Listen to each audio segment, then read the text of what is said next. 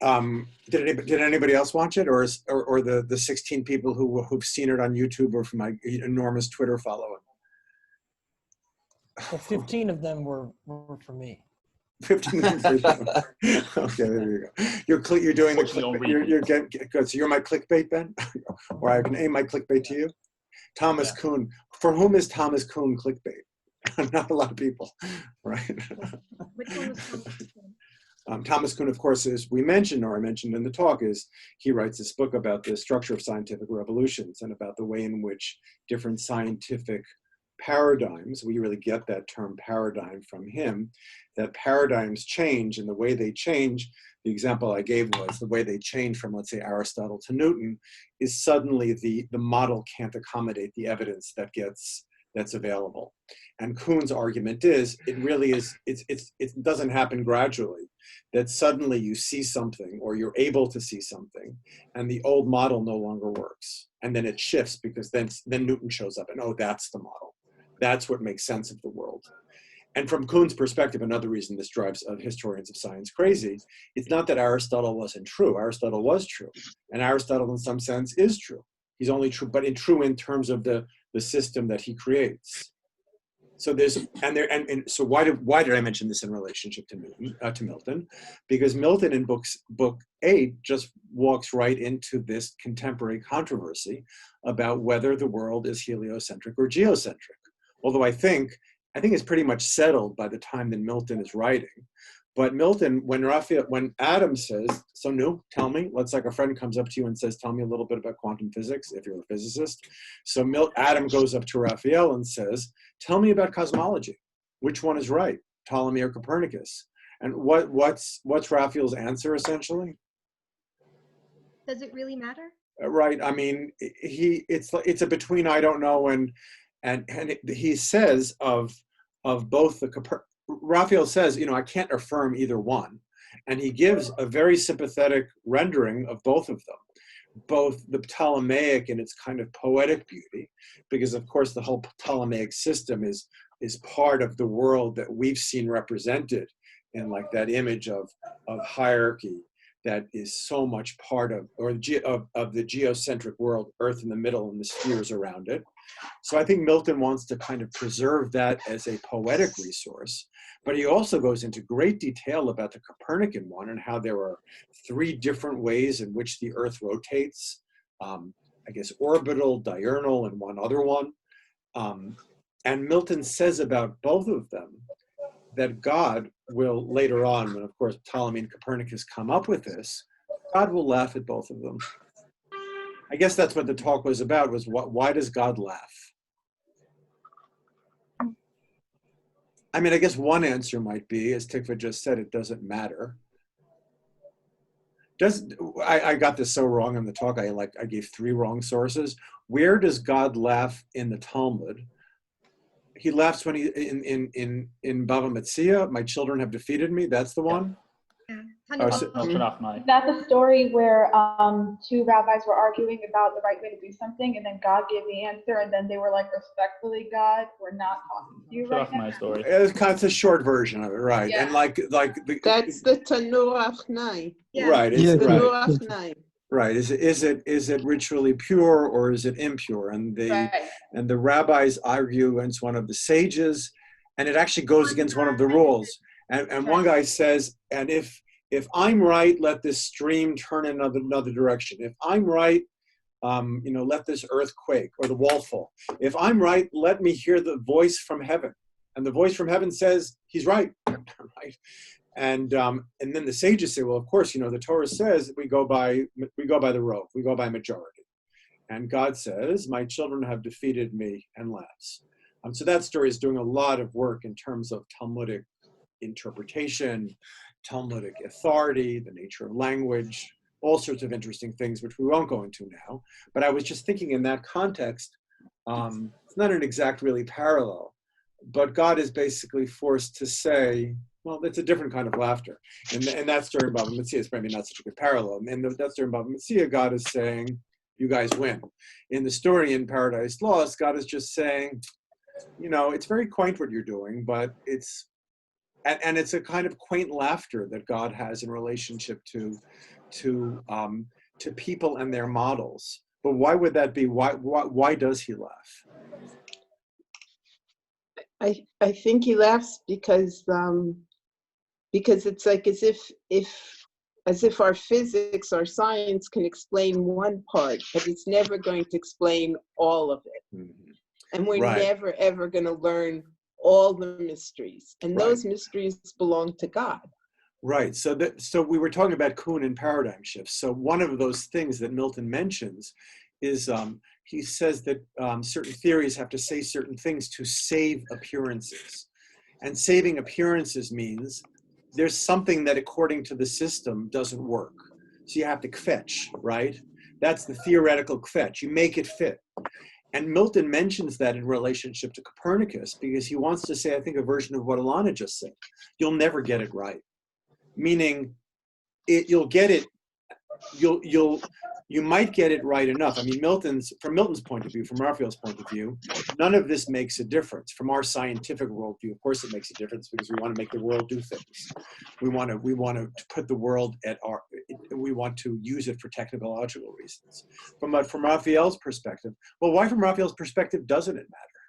Or from God's perspective, doesn't it matter? I mean, there are two things. Alana's emphasis is on the epistemological, meaning we can't know more, that there's a limitation to what we know. But why, from God's point of view, does that knowledge not matter anyway?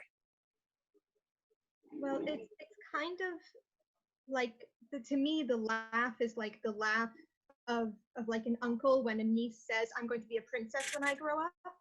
Okay. It's like, this kind of, you don't really get what you're talking about. And it's cute. Okay, that's a nice mashal. That's a nice midrash. Okay, I got that. Right, it's cute, meaning it's a nice effort. But also why, I mean, Adam does ask. Why would God not? Why is it less important than things that Adam does learn? Raphael does teach him stuff. Why is what Raphael teaches him more important than this? It may not be important because man is finite and we're talking about God the infinite, like, so that thousands upon millions and gazillion years later, how important is this knowledge really going to be in infinite? You're getting me into this existential moment, and I hear that. But Raphael does teach Adam certain stuff. What's the difference between the stuff that he teaches him? And Raphael is a figure for the poet Milton as well. And Milton is like Raphael teaching us. He is teaching us some things. And these things are also finite. Why are these things somehow okay? And the metaphysical speculation or the cosmic speculation, why does that prompt God's quaint laughter at the quaint affairs of men? Everybody hear the question? I just want to give everybody a chance to talk. Gabi, were you motioning? No.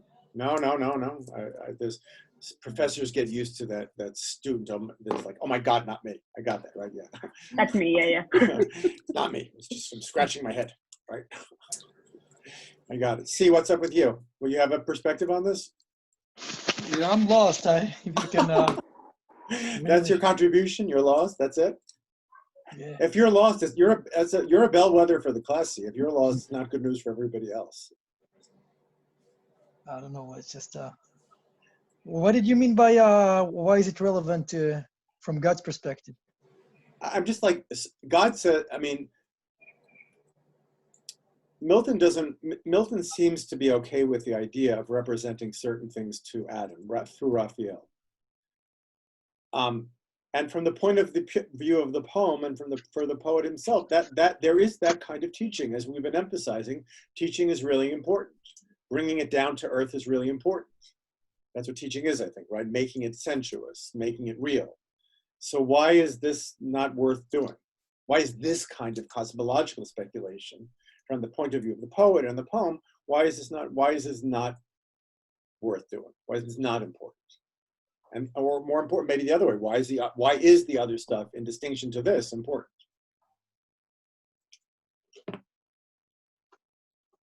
Yael? I don't think I don't understand the question. Wow.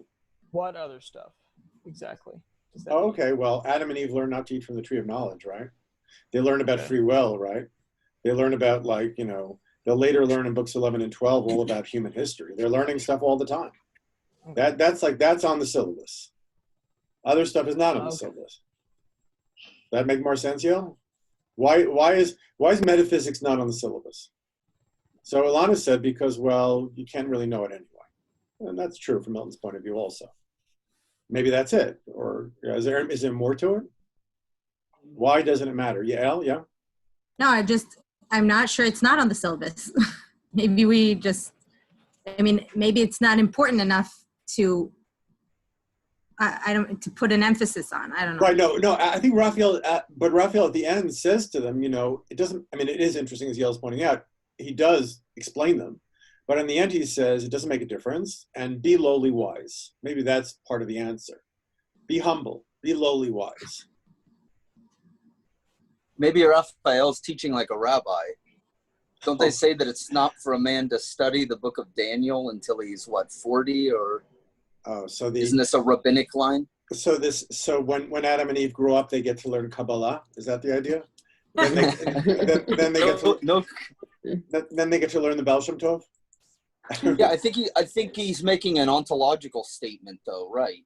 That it's not. What do you mean? What is ontological again? Well, that just came to mind when you mentioned the epistemological. Right. So that's response. Knowing, and ontology is being, right? The thing as it is. Right. And I'm thinking that, I mean, it's a little bit more the idea, the notion here than what I can actually cite with Milton, but I'm working with, okay, he's endorsing a Christian. So I think he's thinking more of, rather than homo rationalis, homo pistiales, right? Pistis, faith.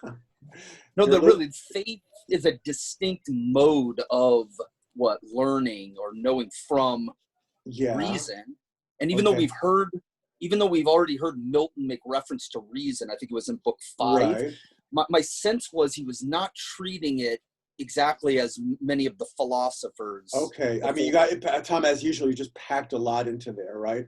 I mean, I'll emphasize what you said about ontology and being, that maybe from Milton's point of view, I'll give you a parallel, which I wouldn't take for let you make.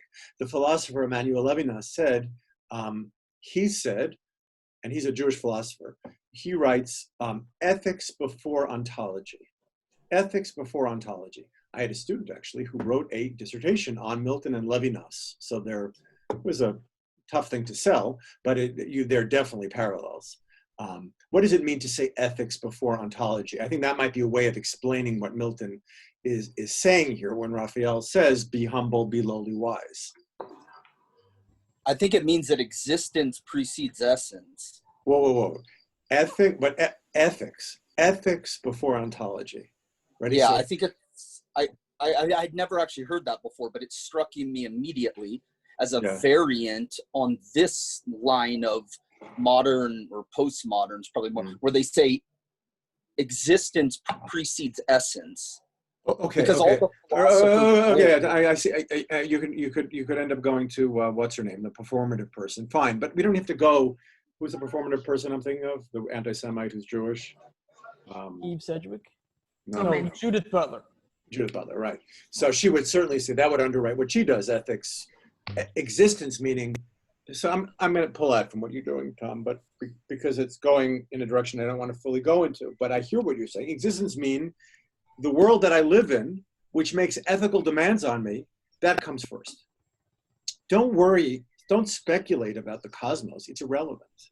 What you need to do is ethics comes first.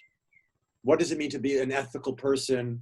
I think as Tom is slanting it, in this world, in my existence. So I think that's, so although as Yael pointed out, right, Milton gives us both of them. And even in the process of not knowing them, we kind of know them. And again, it's Milton saying, oh, you can't have this, but here it is, right? Or sometimes he says, here it is, oh, you can't have it, right? Tikva? Ethics before ontology is kind of like derech eretz kadma leTorah. Okay. I made, as I told you, Tikva, I made the one Jewish reference of the class. Okay. Yeah. So I I told you, just- I know it's not fair, but that's just the way it is. No, that is fair. Also, Yeah. I mean, in line 70 something, Yeah. he kind of says, Are we being Zoom bombed, or is that somebody's house? Yeah, my neighbor. Sorry. It's your neighbor, Tom. Wow, didn't expect that from you. Okay. Raphael kind of says why, right? And line 73, I think. And not divulge his secrets to be scanned by them who ought rather admire. Right, but that good. I mean, that begs the question though, because some secrets Milton is willing to reveal, right? Right, but I think the secrets that are revealed, if we go by this line, is that man's role is to admire God's works. Oh, right, and therefore, the secrets that are revealed are right. That's true. Right, Milton does talk about that. And let's start with Book 8. So what did I say we would focus on in Book 8? Adam's creation, right? Two things really: Adam's creation and Adam's description of Eve's creation, right? So let's go there. But I did want to really, this follows what Tikva was just bringing up. I did want to just look at the very beginning of Book 8, because Tikva said there are certain aspects of the cosmos that are meant to be admired and not understood. And maybe those variables come to play here. So this is a continuation of Book 7. The angel is speaking into Adam's ear, I guess, telling him about the creation. The angel ended, and in Adam's ear, so charming. You can see it? Yeah? So charming left his voice that he a while thought him still speaking, still stood fixed to hear. Then as new waked, thus gratefully replied. I was just very struck by the. Where are we reading? Where are you reading? Book 8, line 1. All right. Okay.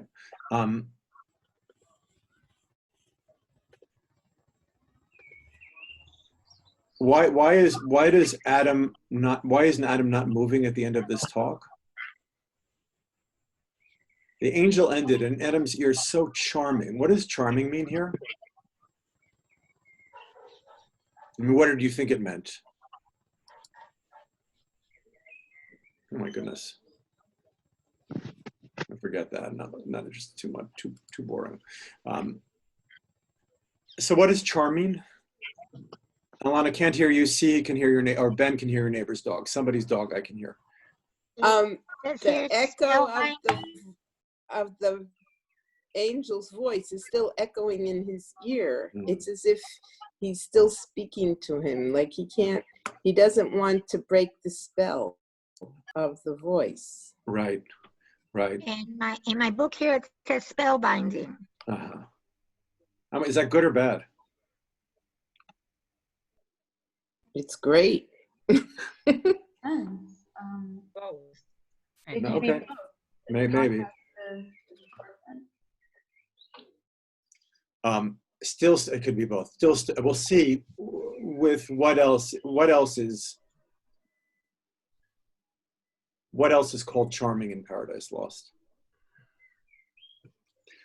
Then as new waked, thus gratefully replied, what thanks sufficient or what recompense equal have I to render thee, divine historian, who thus largely, note the adverb here, meaning not entirely, but largely, thus largely hast allayed the thirst I had of knowledge. Meaning, thanks, Raphael, for satisfying. Notice also what is the metaphor used for knowledge here? Thirst. It's physical. It's physical, right? Eating. Thirst for knowledge. And vouchsafed this friendly condescension to relate things else by me unsearchable. You see why I'm comparing Raphael to Milton. That's how Milton imagines his role as the poet, that he's able to relate things which for most people remain unsearchable. Now heard with wonder, but delight, and as is due, with glory attributed to the high creator. Something yet of doubt remains. Then he's about to ask him about what's the nature of the cosmos. But what about this lines 11 through 12, or 10, 11, 12? Things else by me unsearchable, now heard with wonder, but delight, and as is due with glory attributed to the high creator. No, like is admiring in lieu of rationalizing? I don't know. Well, I'm wondering what's the progress between wonder, delight, and glory, and why is delight qualified by but? He starts by wondering, and then he makes the leap into delighting, and then it leads into glory. So I think Adam is outlining, I mean, we see Adam here as being a good reader. He's a good reader of Raphael, because his response of wonder, then I don't get the but here, wonder, but delight, and as is due with glory attributed to the high creator. So here, when Adam reads properly, the wonder and delight that he feels at Raphael's poetry, as it were, at Raphael's speech, what he just related to him, is translated in the end to glory for the creator. And that's good, right? Meaning, Ben, thinking back to Spencer, only the good characters by the very end can do this. Most of them don't. Most of them get stuck in wonder or delight, right? In Spencer, we remember how images like they render people powerless. Wonder renders people powerless. To astonish, exactly right. And there's a kind of delight that ends in itself. But here, Adam, as the good reader, goes from wonder, delight to glory. How do you get to glory though here? What about the but of the delight? Why is that qualified? The poetry is aimed at teaching delight, you know. Right, and Milton he's a Sidneian Aristotelian here for sure. But I'm wondering am I just reading it wrong with wonder? Why not wonder and delight? Maybe he's surprising himself. You can delight before you understand. When you're still in the wondering stage, you are just perplexed, like I am now. Thank you for making it autobiographical. Could it? Yeah. What did you say, Yael? Could it? He said maybe it surprises him that it's not only wonder, but it's also delightful. Does that read properly? With wonder, but delight, and as with wonder. Oh, I see. With wonder, maybe wonder can be bad. Maybe wonder can be like traumatic. Like the Sublime, I was just reading. It's not only a surprise, but it's also something that's like a positive surprise. A happy surprise, yeah. Right, so maybe we'd have to look up what wonder could mean to Milton. I don't know. I know the Sublime in the 18th century meant both. The Sublime meant, for one thinker, Edmund Burke, it meant just was associated only with pain, only with horror, the Sublime, not wonder. But I wonder if maybe wonder has those negative connotations in it, and those fearful connotations. I don't know. We need an OED, which we don't have handy. Maybe wonder implies doubt. I have the OED open. Whoa, take 1 second. You have a subscription to the OED? University does. Pardon? The university gives us free subscription to the OED. Oh, really? I didn't know that. Yeah, Okay. Ariana has a subscription to so many things. Okay, good, right, good. Thank you for reminding us of that. Where were we? What was somebody saying? I was just saying that when he's still wondering, he's the third remove from the glory. Oh, that's interesting. Wonder, delight. I don't know how does it go with the rest of the Platonic stuff. But I don't know. But so that but needs further understanding. But the passage does describe the way in which the charms of poetry do you think I'm overreading it by saying that Raphael is a poet here? Am I convincing you that Raphael is a figure for the poet here? Right, he's charming, right? So, or even like a muse, right? Yeah, I don't know. I think more like the poet than the muse. I think because he's mediating. He's mediating between between God and Adam and Eve. And this is how Adam responds to it, with wonder and delight, which are terms which are used in aesthetics, right?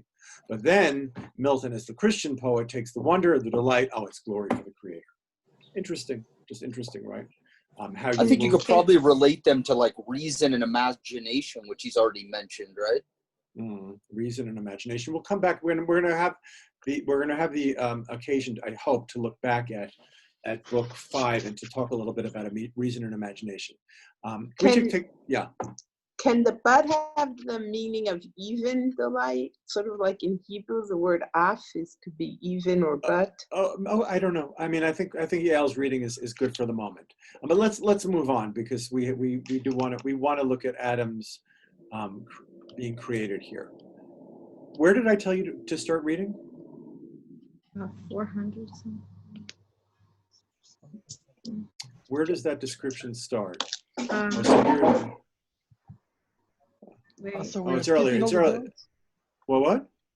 We're skipping the doubt that doubt remains that he says now. Oh, does he say doubt remains? Yeah, we're skipping. Yeah, we did that. We didn't skip it. We spent a lot of time on it. Doubt remains because it doesn't matter. 281. Oh no. Elu ve'elu divrei Elokim chaim. These are the words. These are the words. These are the words of Milton's living God. Can you please open the chat so I can put the definition of wonder? Opening the chat. How do I do that? Chat's open. Chat is open. The chat is open. Okay, but I can't send anything to it. Well, who is the worst of your instructors at this? Am I the worst instructor? You're not. You're telling me not. You're telling me because you're not telling me because you want to be nice to me. That's no use sniggering.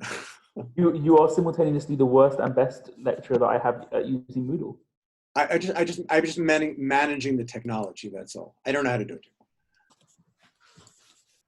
it. So just tell us the highlight. Okay. It's the emotion excited by the perception of something novel and unexpected. Okay, so right there so we don't have to even go any further, because that could elicit any number of different. It could be positive or negative. So good, and the rest of we can look at our OEDs. So I think I stood maybe starting with 249, and Adam is about to. He asks. Oh right, even earlier I think, because Adam asks Raphael. Adam says, it was really cool to hear what you had to say. You don't want to hear my story, do you? Right? And in that is built in all the things that we've been saying since book 5 about metaphysics in the poem. Meaning, when Adam says, you don't really want to hear what I have to say, in a way he's testing or about to prove the metaphysics of the poem, meaning that there's a relationship between the physical and the spiritual. And Raphael says, yeah, I want to hear it. Right? Because I'm like you, which again is doing what we said in book 5, asserting that kind of continuity between the spiritual and the physical. Does that make sense what I'm saying? Yeah? Raphael asks. Adam says to Raphael, wow, that was awesome. They're all sitting around at a party. It's really late. One guy tells a very long story. And somebody says, do you want to hear my story? You've been at parties like that? And you're like, oh my God, no. But Raphael says, yeah, tell your story. It's kind of cool, right? The angel tells the man, tell your story, I'm listening. So he establishes the continuation between the metaphysical and the physical? Just like we saw angels eat, right? Angels eat because angels partake of the human. Angels partake of the physical. We'll see later on in book 8 why Adam, or we already saw that Eve prefers to listen to Adam, because when he talks to her, in short, he flirts, but in Miltonic talk, all of their physical talk is very physical. All their metaphysical talk, all their spiritual talk is very physical as well. Because for Eve and Adam, when they talk about philosophy, it's physical. They enjoy being near each other when they have these conversations. So Raphael likewise says, let's pick it up here, 217. To whom thus Raphael answered, heavenly meek, nor are thy lips ungraceful, sire of men, nor tongue ineloquent. For God on thee abundantly his gift has also poured inward and outward both, his image fair. Speaking or mute, all comeliness and grace attends thee, and each word, each motion forms. Nor less think we in heaven of thee on earth than of our fellow servant, and inquire gladly into the ways of God with man. What is Raphael saying? What is people's reading material? What are the angels? What is their reading material in heaven? What websites do they like to go to? Nor less think we in heaven of thee on earth than of our fellow servant. Meaning we think about as much about thee as we do of our fellow angels, and inquire gladly into the ways of God with man.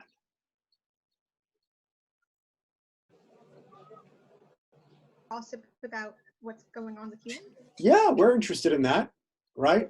And in fact, Raphael is saying the equivalent of, yeah, we're interested in finding about the ways of God with man. We read Paradise Lost in our spare time. It's kind of what Raphael is saying. We're interested in the way, remember the very beginning of the poem, to justify the ways of God to man. That's what Milton describes his poem as doing. And Raphael says, yeah, that's on our reading list. I think I'm the first Miltonist to say this, yeah? That Raphael is basically telling Adam and Eve, we read Paradise Lost in Heaven. That's what we do in our spare time. For God we see hath honored thee and set on man his equal love. Say therefore on, for I that day, this is also really funny. This is Miltonic humor. For I that day was absent as befell, bound on a voyage, uncouth and obscure, far an excursion toward the gates of hell. Why wasn't Raphael there when Adam was created? What? He was No, I sick that said day. Everybody's talking the same name. Shani? He said he was sick that day. He was sick, that's right, he was busy, right? He has an excuse note, I wasn't there, right? So Milton needs like a narrative excuse to tell the story, but surely Raphael shall know, so he throws it into here, well, he's busy on an errand. And then at the end he said, but thy relation now, 246, but thy relation now, for I attend, pleased with thy words, no less than thou with mine. Where are you reading? 249 and 250. All right. And thus he wasn't there. Now he wants to be caught up. And not only that though. Pleased with thy words, no less than thou with mine. Meaning, the reciprocity. There's this reciprocity, and it's a kind of cool reciprocity because it's a reciprocity between the angelic and the human.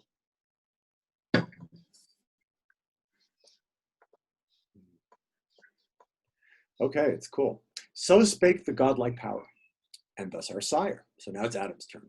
For man to tell how human life began is hard, for who himself beginning knew.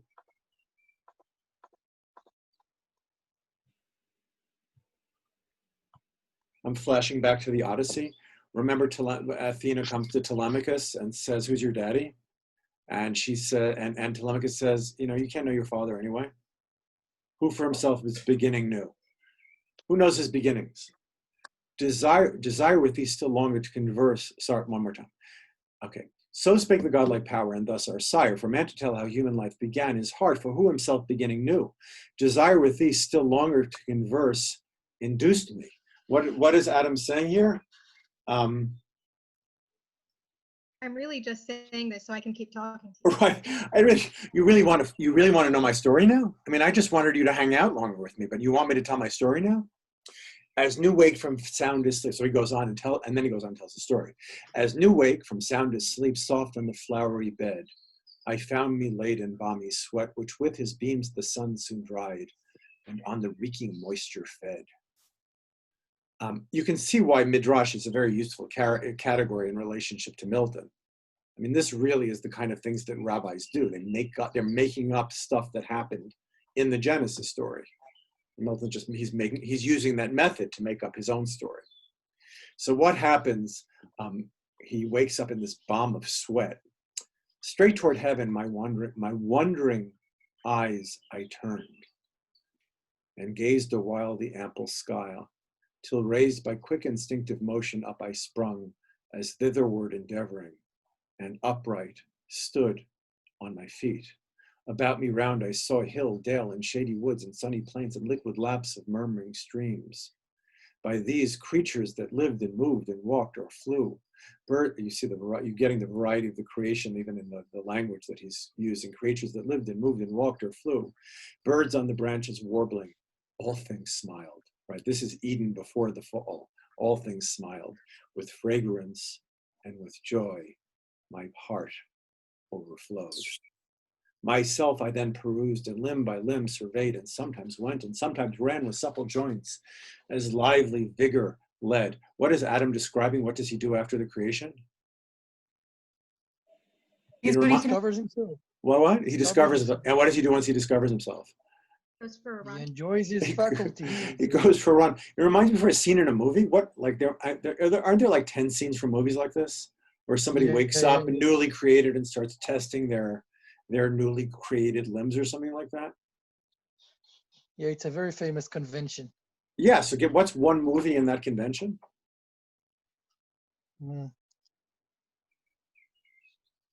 Doctor Who. It's not on my radar. Also not a film. Mermaid, probably. What? I mean, what? The Little Mermaid. When she left the water, then she stumbled and she was tested. That might be the classic in the genre. What's it called? The what mermaid? The Little Mermaid. I mean, you're talking to me in the same way that I talk to my first years about not knowing what existentialism is. What do I not know? What is the name of the song? Classic Disney film, The Little Mermaid. Oh, The Little Mermaid, right? Okay, sorry. Yeah, okay, of course I know that, right? Anyway, so that's the sense of experimenting with his limbs. Let's continue for a little more. So, with supple joints his lively vigor led, but who I was or where or from what cause knew not.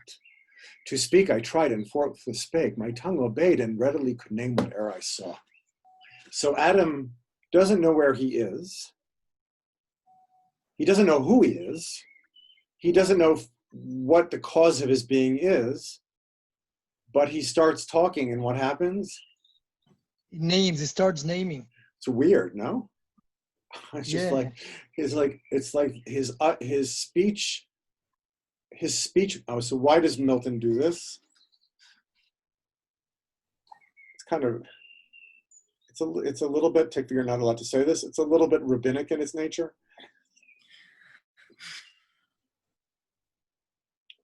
Meaning when Adam starts speaking, what does he do? He makes the world. He names the world, and in naming the world, he makes it, right? Forget the rabbis are not important here, but he speaks, and by speaking, in a way, he's bringing the world into being.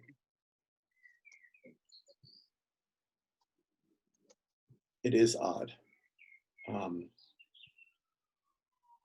I just go back up a little bit. Line 257.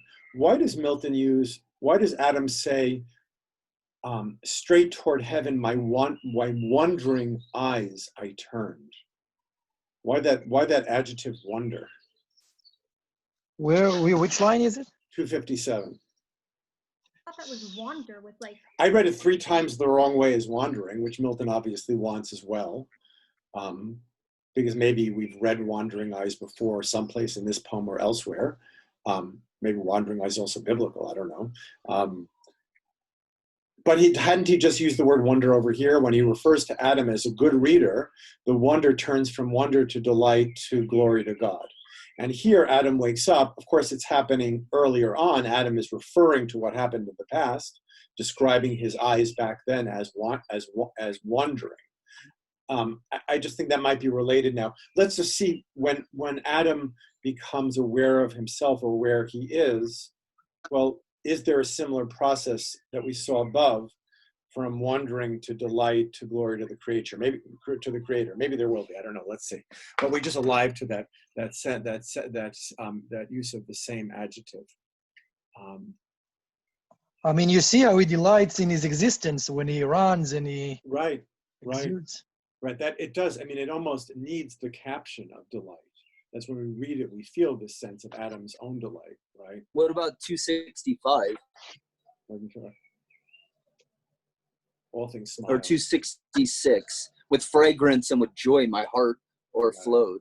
That sounds delightful. Sure does, right?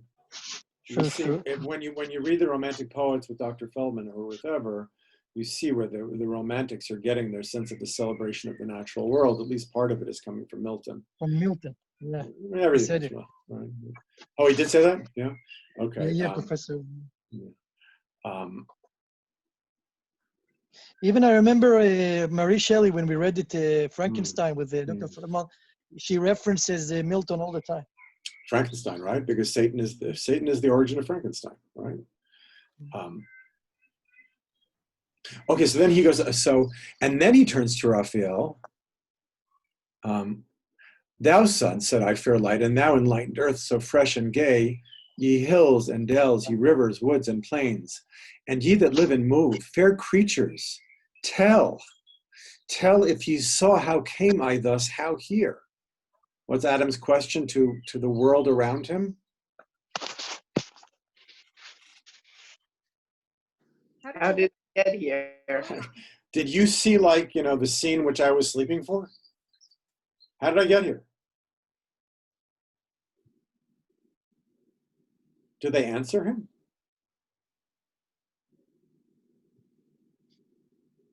No. It's a whole weird speech here, right? Tell if ye saw how came I thus, how here?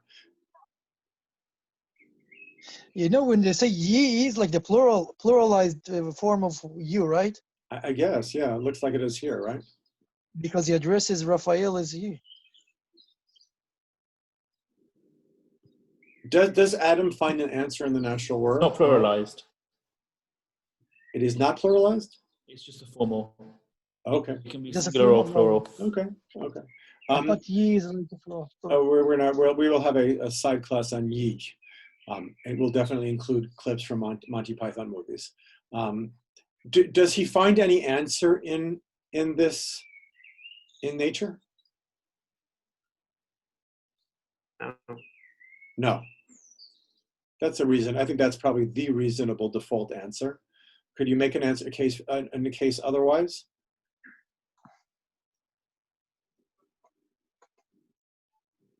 I'll dramatize it. Ready? Yeah. What? He says not of myself, but some great maker then. Right. So I would read. You could read it like this: tell if you saw how came I thus, how here. Not of myself, meaning kind of like not of myself. I now realize by some greater maker then. I guess the question I'm asking implicitly is there any way, and this Adam is asking, Milton is asking this question, can I know the divine through nature? Yes. Is that Eliana, you say yes to that question, or that's the question that he's asking? No, I think answering his own question. Right. So you agree, so my reading dramatized what you said, right? Yeah. So, but that's a romantic question, what you ask, if you can know the divine. That's not only a romantic question, though. Remember, we talked about in the Middle Ages, there are two books. There's the Book of Nature and the Book of Revelation. So what are the relationship between those two books? If I look at the natural world, and even thinking back to the Psalms of David, right? What does David think? What did the Psalms think about that? Can I know the divine through nature? The heavens proclaim your glory. Right. Milton actually will deal with that in book 12, I think, and he has a problem with it. Not because, and the reason he has a problem with it is not because nature is not a sign of God, but because the only way that the only way that nature speaks is through man. That is, nature is a sign of the divine, but it can only say that when man says it for nature. Milton will just he doesn't have a problem with it. He just qualifies it. I mean, the natural world doesn't talk, but man can, through his reading of nature, turn nature into a sign of the divine.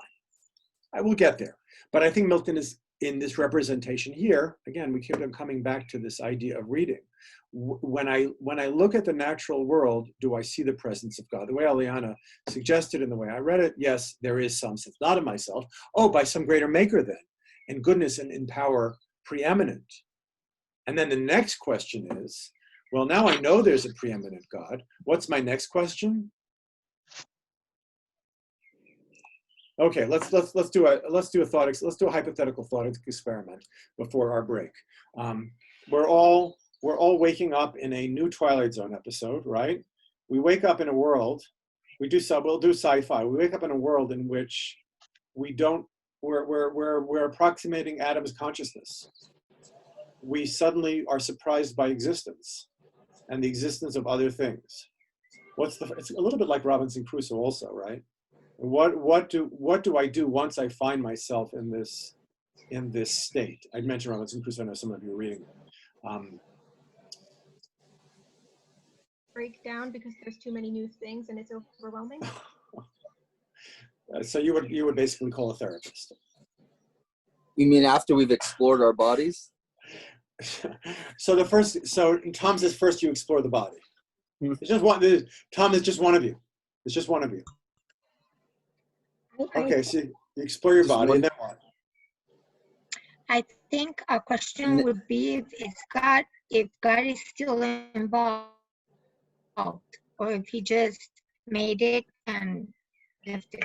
Is that a question for Milton's Adam? I mean, that's definitely a question for Newton, right, and people of his generation, because that's right, that idea that God makes the world like a clock and just says bye-bye. Would that make sense in the world that Milton has created for us that Adam sees?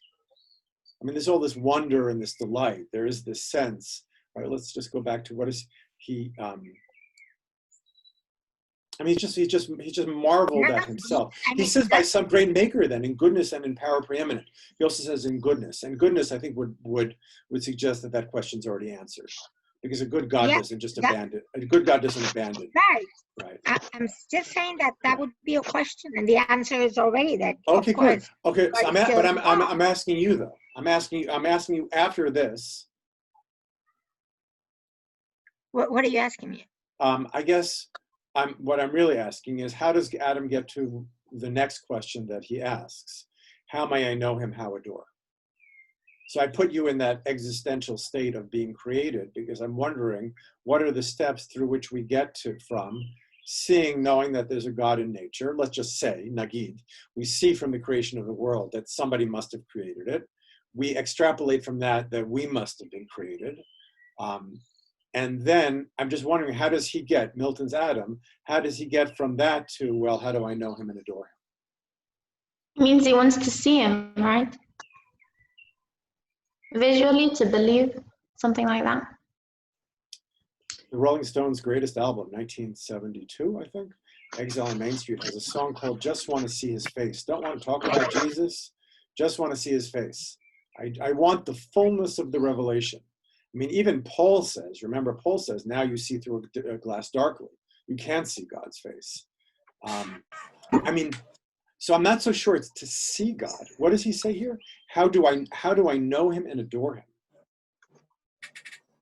Why is that a question? Again, why is that a question that Adam's even asking? What, Tikva? It's the question is, why am I? If God created me, why? Mm-hmm. Well, he does ask. He says before, I don't know what cause, and now you're saying he's answering the question.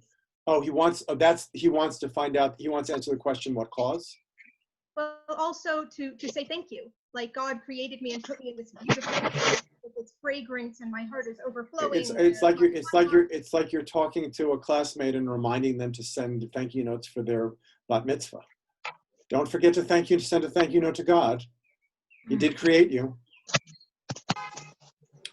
No, so I get the no part, but I don't get the call. But the adore part I don't get. So I want to know what created me. I know there's a creator, and I want to understand that creator. But adoration, Tikva says, is a version of thank you. And awe. I mean, Milton, by describing Adam, is I think trying to describe the human situation. That is, although we don't find ourselves in the Garden of Eden, if we see the world properly, we're like Adam and Eve. Adam really is a continuation of the everyman tradition of drama. Adam is Adam, but he really is everyman to a certain extent. That's why I'm saying that here, that I think I'm justified in asking that. We're not just seeing the story of Adam by himself, but Milton is telling us a story of Adam as a kind of representative.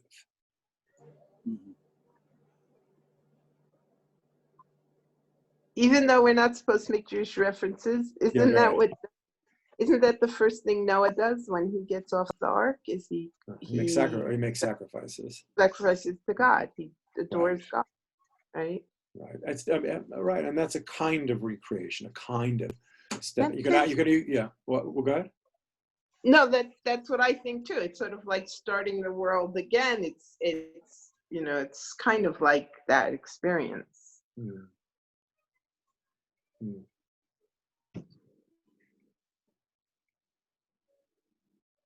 Were you meaning to ask like the process though? What would be like the sort of primordial process? I'm actually curious about that, really. I think it would have to be like at the first moment of maybe boredom.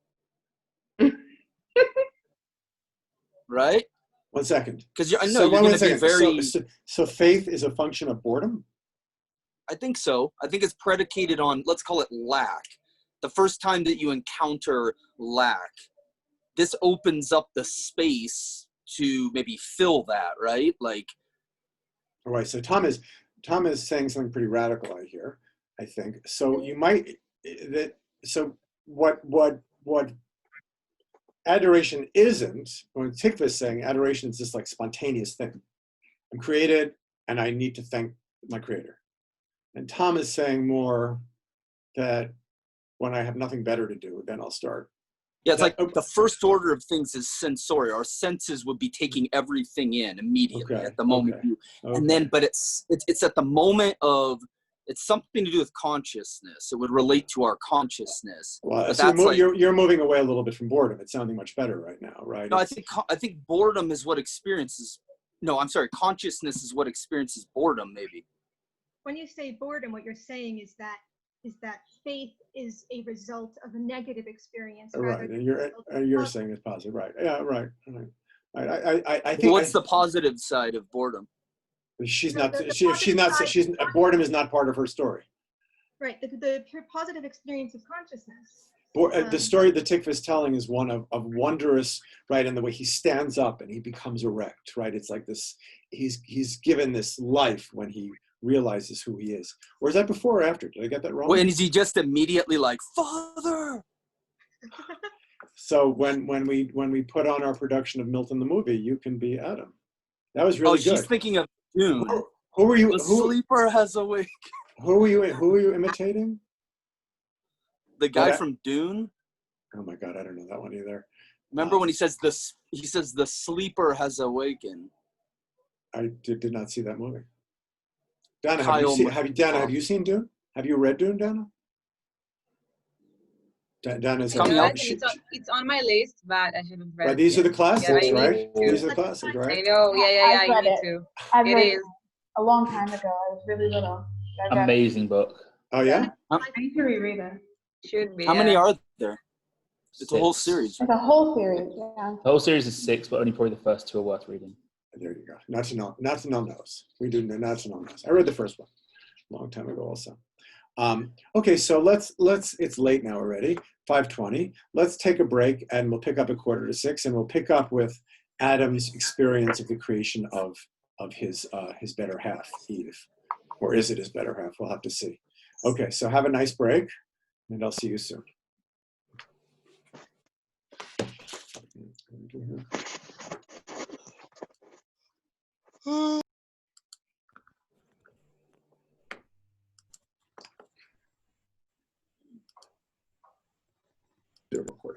Okay, excellent. Before we go on to look at Adam's remembrance of the creation of Eve, I just wanted to go back to the point we were discussing a bit earlier about does it make sense to you that naming creates the world, or is that a stretch? Meaning Adam here, as we saw, he wakes up, he starts talking, and he names the world. It is very odd. We were trying to make sense of it, and one of the ways we started to make sense of it was by saying that maybe through the act of naming, the world comes into being. Does that make sense? Or how does, if it does, how does it make sense? Isn't it also an attempt? Go ahead, Shani. Yeah. Isn't it also an attempt from the poet to emphasize the importance of language? Right, right, and that will always be. I mean, Milton is part of the same tradition as Johnson and Shakespeare, who talk about the power of writing and the power of language. Not just writing, just saying that if it's something that we can like speak about and something that we can imagine, then it's real. Right. I mean, so Shani's saying there's a connection between the way in which Milton thinks about language and the imagination, and this idea of Adam naming the world as he wakes up. So language in that way creates the world. And as a poet, Milton is obviously interested in that as well. Also, you can't really think about something until you have the words to describe it. Yeah, that's actually what I was thinking about during the break. I was watching this music, which I hope you were also, was very good. And I was thinking that at a certain point, in order to appreciate it more, you need to develop a better language. Does anybody drink Scotch whiskey here, single malt or wine? Right? If you want to know those things, it's a strange process because of course you enjoy the taste, but the more you learn about the wine and whiskey, the more it tastes better. How is that? Why would that be true?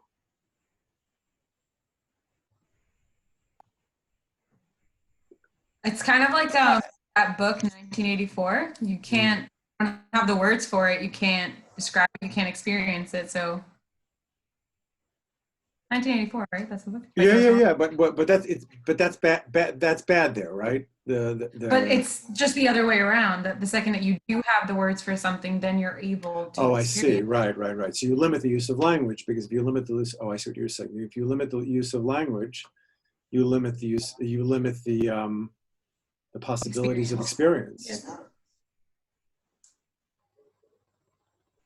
Can't commit thought crime if you don't have the words to think with. People very often, students and even I think professors sometimes think that they shouldn't say things that are obvious, but it's good to say things that are obvious. Yes, Dvora? It's also trying to emphasize how like God created something, but Adam kind of brought it into being, and maybe it's trying to interplay between like God and human, and how we're like kind of partners in creation in a sense. Like it takes two to tango, you know what I'm saying? It takes God to like create the world, but it also takes man for it to actually actualize what's in the world. It sounds like you were giving. Did you give like the sermon on Shabbos last week? You sound like you sound a little bit like a modern Orthodox rabbi. It's a compliment. And now here I just think that I think there's an example of what you're talking about. I think your language is very inflected by your experience. And I think it's just a little bit different for Milton because he's coming from a slightly different place. But I think you're right that Milton is emphasizing those two agencies and the fact that God communicates through God and language and that Adam communicates through God and language. Right? As you're all saying, language, and I guess it's what Dvora is saying really, that conversation between man and the divine is possible. One of the interesting things which is a radical it's a radical Judeo-Christian assumption, isn't it? That you can communicate between the divine and the human. It's not Greek, that's for sure. Isn't that what prophecy is though? Like that's not a crazy concept. Prophecy. So I'm trying to. Is one-way communication. I'm trying, but I'm trying. Maybe right. I'm trying to recover the craziness of prophecy, and I'm trying to understand. Like it's part of the landscape that some of us live in. We know about, but prophecy itself is just a very radical idea that the divine can speak by means of the human. Yeah, it's not a conversation by prophets, unless Moses, or not even Moses, right? Can I ask what you mean by the Greeks had wouldn't have had that idea of conversation? Isn't that exactly what happens at the start of the Ennead conversation? Right. You're right. I was right. There's something. So we have to figure out what's at some point, but not now, what the difference is between that kind of revelation and the revelation of the Judeo-Christian tradition. I mean, it's different, but let's not go there now. Yeah. part of it is that the way we understand the world is with language, because without it, when we look at things, everything's the same. There's no way to tell the difference between a tiger or a lion or a dog. You know, the way we differentiate those things is by naming them, and that's the way we order our universe. That's the way we understand our universe.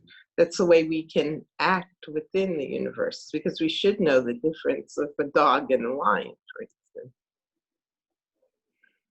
Right, and 1984, that's a world where you can express certain things.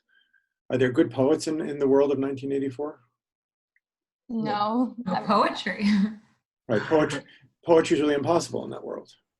They have, I mean, there's like a whole thing. They like rip up poetry.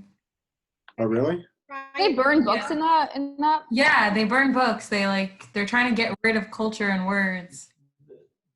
Fahrenheit 451 in 1984 shouldn't probably be confused here. Right. The poetry in 1984 is the scrap that he finds and that they read together after they go out into the countryside and have sex. Well, spoiler for not to know. Yeah, but Fahrenheit 451 is where they gather up all the books and they burn them, right? Why can't there be poetry in an authoritarian culture? There's no creativity. Because I'm not allowed to be creative. I'm not allowed to be creative. Poetry is by its nature subversive. But why can't I write but I think you're saying something even more basic than that, that I can't even write a poem in an authoritarian culture. That's what you're saying about 1984, isn't it? The language. Not only that it's not allowed, it's no longer possible. Are there any good Soviet poets? I'm sure there are. It's a destruction of language.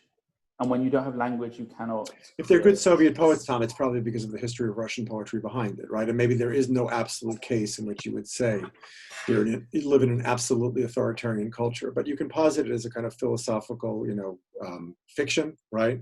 This place where this absolute authority. Remember, in Leviathan by Hobbes, which is a contemporary of Milton, I think we mentioned this, that the only reason that people can communicate at all is because the sovereign basically tells you what things mean. Because without the sovereign telling you what things mean, well, you'd have disagreements and you would kill each other, right? So he doesn't really, and in that context also, for that context also no poetry would be possible, because you only have one person's meanings, I guess. I was trying to maybe suggest, is poetry dependent upon, I'm really asking, what is poetry dependent upon that an authoritarian culture doesn't give you? So on the one hand, it's maybe just the free agency. Right, agency. Yeah. But we're almost saying that language is becoming before agencies. It's the lack of language that doesn't allow you to have agency. I think that's what we're See, you hear what I'm saying? I'm just changing slightly the terms of what you said. You said you don't have exactly agency. What the rabbi said. The rabbi said that it was the completion. The fulfillment of God's bestowing agency upon Adam. Right, but I'm asking about what is the relationship between language and agency? That's what I want to know. Is agency come first and then I'm able to use language, or does maybe language create a person in such a way that she won't have agency? For me, since I started school, I think it amplified my agency. I don't know, Why would that be? Because why is your agency amplified? Because I can better articulate my perception of reality. I can win argument easier. You can win an argument. You know what the next step is? You don't even bother to have arguments because they're too boring, right? That's the next step. But you should soon come to that position. It's a much more psychically healthier one. Yeah. Well, that's good to hear. I'm glad to hear. That in a way that the idea that somehow the humanities allows for, I think C is saying, because when you read more, you see more. When you read more, you feel more. What about Virgil, for example? Ben, is that you? Well, yeah. What about Virgil, for example? I mean, you know, certain poetry can flourish under a dictatorship or authoritarian regime, whatever you want to call it. I mean, some can make it, some can't. Ovid didn't make it. Virgil. Right, and there's maybe the whole argument that really the poets always flourish, or they can flourish in authoritarian cultures. They have to be very careful. They have to be very careful. Yeah, he has to be very careful to portray certain people in certain ways so as to not be murdered. He wasn't allowed full creativity. Right. So Virgil was celebrated in the Augustan court, while Ovid was exiled to Romania, I think. Right. Ovid was a contemporary of Virgil. I think he got too close to one of the emperor's wives or something like that. But you know, it was possible if he did or said the wrong thing to be sent into exile. You're right. Right. But I'm not sure this notion of full creativity or you know, perfectly free thought and free speech is necessary for a flourishing poetic culture, or even a good one. Right, and I'm positing the ideal of that free speech, just like I was positing the ideal of the non-free speech. And I'm just wondering, right? But I mean, so you could even say Shakespeare lived in an authoritarian culture to some extent compared to ours. It certainly was, right? But the linguistic resources that were available to him were so multifaceted for so many different kinds of cultural places and contexts. So I mean, if Ben and Nathan are both really saying that maybe the model is, maybe the model is insufficient in some way. Okay, but it is really a question that Milton seems to be raising, that is the relationship between language and things. Okay, so here we go. Let's go back. Let's now look at what? Passage. I can't hear you. What? I want to say about the passage, not about the language bit. It's very interesting the way he describes the naming, because in the biblical canon, what happens is God brings the animals to Adam to be named. Right. And here there's that bit of God bringing the animals is not there. And it's very right. So you'd have to look at. I don't know. I don't know in book 7 what happens where there's the actual creation. I don't know. It's interesting, right? So it's interesting to see the way in which Milton. We've talked about this to great length, and we spoke about this last week in relationship to painting as well. The way in which you take a story and represent it, re-represent it, which really is. Re-representing is just another way of saying representing, and we'll be interested in the way in which Milton is. If he's adding to the story that exists, changing the story that exists, taking and making it his own. Again, it's a kind of a description of midrash. So here in this story, and I think this comes from the midrash. How in Milton at least, why does Eve get created?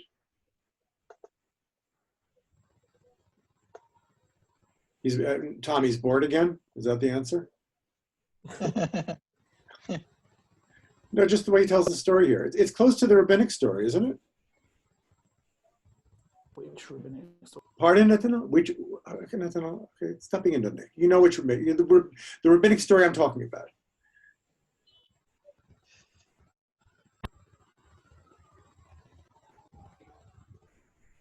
You know, where Adam is surveying the creation and he says, well, maybe, where's my partner? And he looks and looks and looks and looks, and then he goes to God and said, I didn't find my partner, I want a partner. And then they have this conversation about whether it's good for man to be alone. Remember that, right? I'm describing both the Midrash now and Milton, whether it's good for man to be alone. And God says, well, I'm alone. But nonetheless, I guess God says, well, I'll give you Eve. And it's not good for man to be alone. Right. So here Adam again is this is his description of part of his creation. He ceased. 4:5 is it's not good for man to be alone. Okay, so let's go to 4:12, right? He ceased, I lowly answered. This is Adam to God. To attain the height and depth of thy eternal ways, all human thoughts come short. We all said that in the last part of class. Supreme of things. Thou in thyself art perfect, and in thee is no deficiency found. Not so is man, but in degree the cause of his desire, by conversation with his like to help or solace his defects. What's Adam's argument for a partner here?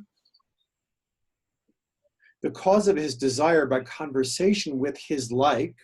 Who's his like going to be? Another you is Eve. Eve, right? His like to help or solace his defects. Listen, Mom, I need a good partner. Ezer Conegdo, something like that. No need that thou shouldst propagate already infinite. God, you're infinite. You don't have to propagate. And through all numbers absolute, the one. But man by number is to manifest his single imperfection and beget like his like, his image multiplied in unity, defective, which requires collateral love and dearest amity.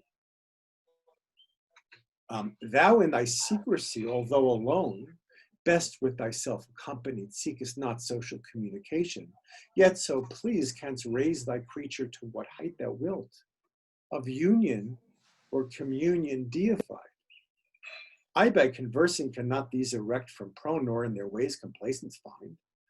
Thus I emboldened speak, and freedom use, permissive and acceptance found, which gained this answer from the gracious voice divine. That was a very hard passage. What's like the takeaway from the passage?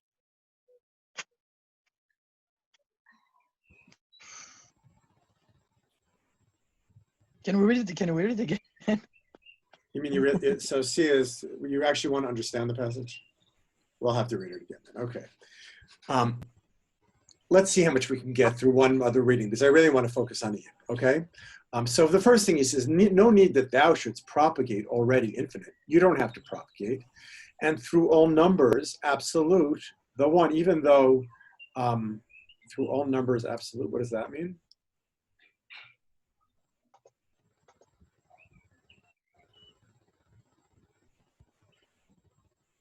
This phrase quotes one of Pliny the Younger's letters. Why is he quoting Pliny? You didn't get that? How is God's completeness like the completeness of, but what, and through all numbers, absolute, though one, but man by number is to manifest his single imperfection. What's that?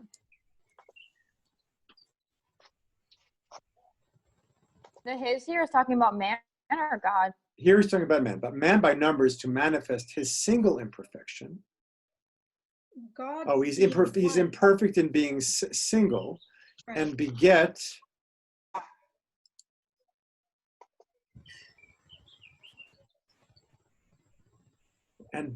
like of his like. So Adam is, even though he hasn't been tossed out of Eden yet, and he's just been created, he's already thinking about having kids, right? It's a little weird here, right? And beget like of his like, his image multiplied in unity defective, which requires collateral love and dearest amity. Oh, I see. In unity defective, meaning it's defective because they're not unified, which requires collateral love. In order for us to overcome this thing, our being in the state of being defective, being separated, how do we overcome our sense of being separated? Two answers. One in Hobbes, you get somebody with a very big stick and say, I'm doing it my way. Milton's way is love, collateral love. So he's basically saying in order for us to exist in the future, which somehow he's imagining, the only way we function as a unity defective is through collateral love and dearest amity. You see, there's a huge difference. And I just like mentioning this. I know we're not reading Hobbes. I get that part. But Milton is the other face or possibility of the modern world. Hobbes is basically the only way people get to stay together is through power. Because people have Hobbes is like a proto-Freudian also, because people have contradictory desires, right? Too many people have too many different desires. Man is defined through his desire for everything, desire for power, and the only way you can actually have a society in the context of that competition is through power. Milton says no, love, collateral love, and perfect amity. I like to also mention Hobbes because then you see what has to happen for Milton to get from the Hobbesian baseline to where he gets to. Because I think Hobbes is the baseline, meaning the given is that people will kill each other. How do you overcome that part of humanity? Hobbes says there's no intrinsic way for humanity to do that. Man does not have the capacity to do that on his own. He does not have the psychic resources, the psychological resources, the emotional resources to overcome that state. And therefore you need to put in external power. Milton is not saying that. Right? We don't have to answer this question now, but I hope you see why I'm mentioning Hobbes, that collateral love and dearest amity, that's, forgive me, Antigua, don't say this, that's for Milton a kind of chidush, right? Collateral love and dearest amity is doing an enormous amount of work, I think. Because I really think I think his default position without some things that he believes in would be Hobbes. So I guess the question I'm asking you is, what are those things that he believes in that allows for collateral love and dearest amity? But we'll come back to that. But that's an implicit question here. So Milton is basically saying, Adam is saying, the only way that we're going to survive as a species, I know I'm reading a little into this, is through collateral love and dearest amity. I just want to skip now because I want to get to Eve. Question? Yeah, go ahead. What's Milton's ideal form of government? So I'm sorry we didn't read Areopagitica together. Some of us read it in the past. And I think I'll remind you, so the book is on the one hand, it's about censorship, and he spends a lot of time thinking about that. But I think for Milton, the ideal form of government, and this will make sense from the point of view of his poetics as well, it's where everybody is an agent. So kingship, of course, can't be the ideal form of government. So Milton also imagines in one of the works that he writes, it's called Christian Doctrine, he says that everybody should write their own Christian doctrine, right? It's a 500-page work in Latin. But in Milton's ideal world, everybody should grasp onto that opportunity to talk about their faith. And politics is not distant from that. Everybody should be involved in the political process. Everybody should be writing political tracts. Everybody should be talking. Everybody. So Milton's ideal form of government is one in which agency is spread out to everyone. Or as it turns out, as Milton's life progresses, his version of everyone, right? Everyone stops qualifying because everyone makes the wrong choices. When the people, what I mean by this is when the king is welcomed back into England in 1660, those people who were out having mangals were having barbecues, and that's what they were doing. They were having barbecues outside to welcome the king home. All those people had shown that they had no agency. Why? Because they were giving in their political agency to the king. And for Milton, politics and theology are the same thing, basically. They're both about agency.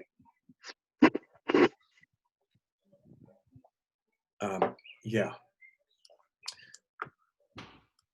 Why did you ask that, Deborah? Well, he's talking about,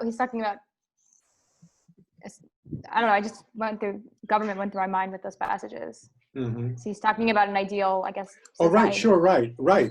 And we'll come back to this in book 9 also, when Adam and Eve have a kind of, they have a discussion about whether she should go, whether they're allowed to separate. And a lot of what Eve says in defense of saying, no, we shouldn't separate, we should stay together, comes out of this a little bit as well. So it's all very kind of complicated, but we'll see that soon. So God agrees. To put Milton in real political terms, would you just say he's Lockean? No, he's definitely not. No, definitely not Lockean, because Locke is based upon rights, right? Locke is saying, Locke is like the antidote to Milton. I mean, Milton is the best of the worst, but for Locke, as soon as somebody comes along with their theological ideas and tries to make a public sphere out of it, people start killing each other. So that's the Civil War. So where Milton will say, oh, everybody has an obligation to embrace their agency, Locke will say that agency is very highly circumscribed. It's circumscribed to your private place. You can be free. You have the right to be free in your private place, but don't get involved in the public sphere. Meaning Locke sees the implicit, Milton has a very kind of benevolent version of what this state would look like. But some of you might remember that at the very end of Areopagitica, Milton says, I mean not tolerated popery. I mean not popery, and we're not tolerating Catholics, we're not tolerating Jews, we're not tolerating Muslims. Meaning, even in the process of Milton's ideal, it's highly, highly, highly restricted. So Locke is responding to that restriction and saying we can't have this. There are too many. All the ideal societies come together in conflict with one another. So liberalism is essentially the argument of check your idealism at the door. It kills people, right? And that's why the death of Lockean society is so frightening. That there is no liberal society anymore, because everybody, not everybody, but people on the very progressive left and on the far right they will not compromise about their vision of the world. Their vision of the world has to be everybody's vision of the world. Once you do that, the only thing that happens is war. That's why Locke is an antidote. Like that's why America is so important. And when America goes down, because the founding fathers in America, they based America on Locke. I mean, they did their own thing as well. But the Federalist Papers written by those, future presidents, Madison, Jefferson, not Hamilton, they are based in large part upon Locke, which is protect the rights of individuals. And on one hand, we can say, it's related to this country as well. It would be a much better country if we all went to, the same, if we all went to shul, we all went to a synagogue. And I have friends who say, not friends, but I know people on Twitter who say things like this, right? Like a messianic future in the present would be better. A messianic future in the present is not better. It leads to people dying, right? See how much you get. We learned so much in this class. We learned about Milton. You're exposed to my very strong political perspectives. Anyway, but my political perspectives are entirely Miltonic. No, they're not. No, they're more Lockean. I mean, in my lichat chila is Milton. My b'diavad is Locke. What world do we live in? B'diavad, right? So now Adam wakes up. Here, let's get to Eve. He ended, or I heard no more. For now my earthly by his heavenly power overpowered, which it had long stood under, strained to the height in that celestial colloquy sublime. So what happens to Adam after he speaks? He's speaking to God now here, right? Yeah. So what happens to him after he talks to God?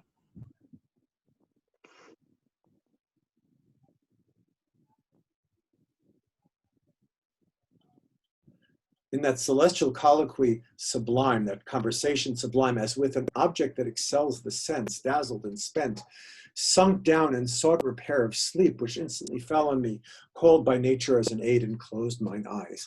Adam's blown away by God, right? He's not the induced coma. No, it's not. Is that a midrash? The induced coma? It's an induced coma. Yeah, right, exactly. So he's so tired out from reaching on high to the sublime that now he's dazzled and spent and sunk down. And here, wow, this is interesting also. Mine eyes he closed, but opened the cell of fancy my internal sight, by which abstract as in a trance methought I saw, though sleeping where I lay, and saw the shape still glorious, before whom awake I stood. So he has a dream here, I guess, right? And what's fancy? The imagination. Here's God, it's God doing an operation, right? Who stooping opened my left side and took from thence a rib, whose cordial spirits warm and lifeblood streaming fresh. Wide was the wound, but suddenly with flesh filled up and healed. The rib he formed and fashioned with his hands, under his growing hands a creature grew. Man-like, but different sex, so lovely, the invention of sex, right?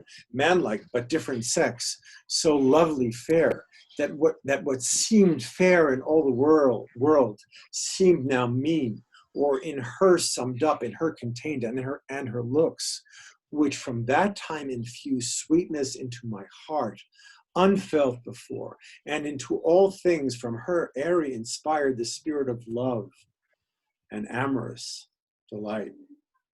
Like Adam is so excited there, he can't stop talking, right? Just keeps on going and going and going and going. It's funny how he takes some part of his body and he makes it better than Adam. Right. So that, I mean, there's a lot of, I'm interested, as always, in like the role of fancy. So remember, at about this time, fancy is being rejected by people like Hobbes. And here, fancy, yes, it's associated with dreams, but it's Adam's dream of the divine. So fancy's not that, I guess fancy, like these other things we talked about, fancy, charms, maybe they can do different things in different contexts. But yeah, let's go back to C's comment that he likes, that whatever comes out of his body seems like so much better than he is. What's his reaction to Eve?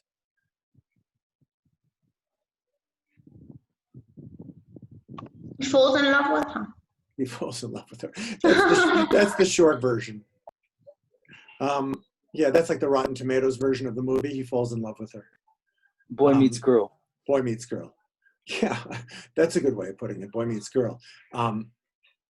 And what is her first effect? Her first effect is that everything else in the world that seemed fair, now compared to her, doesn't look like it. And what's the physical effect she has on him? Wow. And in her looks, which from that time infused sweetness into my heart, unfelt before, is this love? And unto all things from her air inspired the spirit of love and amorous delight. Eve makes an appearance. I told you this also, right? This is like this, the very moment that Adam falls in love with her, what happens? She's gone. She disappeared and left me dark. I waked to find her, forever to deplore her loss, and other pleasures all abjure. Why is it that Milton is building in loss into the very experience of love?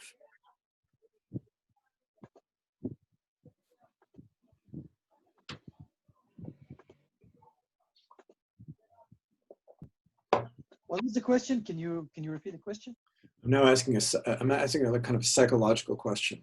Why for Adam? And you see that Adam experiences, the first thing he experiences in relationship to her is her disappearance. And then he says that if I hadn't found her, wait, so here it is. She disappeared and left me dark. I wake to find her, or if she hadn't reappeared, forever to deplore her loss and other pleasures all abjure. It's not only boy meets girl, we got the boy meets girl and the breakup in 3 lines. So there's no love without the lack of longing. Seems to be what Milton is saying there, right?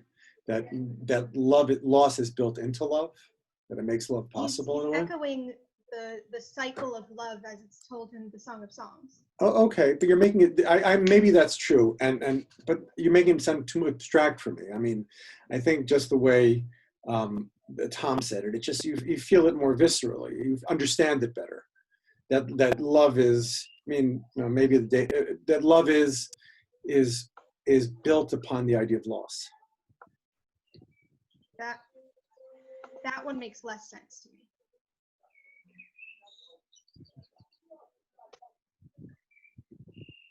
Why would he say that? What psychological reality, I use that word, what psychological states is Milton's Adam kind of living out here? Eliana and then Alana, yeah. Eliana, go ahead. Maybe something to do with like him feeling.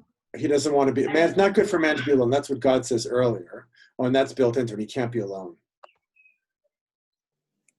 But we do know that he's in love here, and this is a description not only of solitude, and companionship, but of love.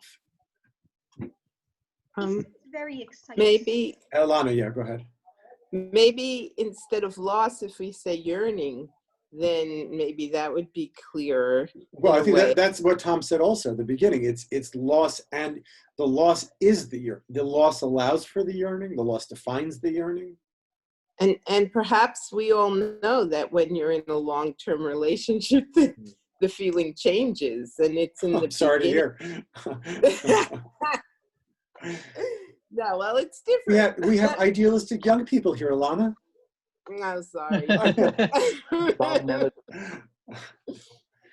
But you know, it's the yearning that defines the love. You feel it much stronger in that way, I think. Possibility of loss makes the presence.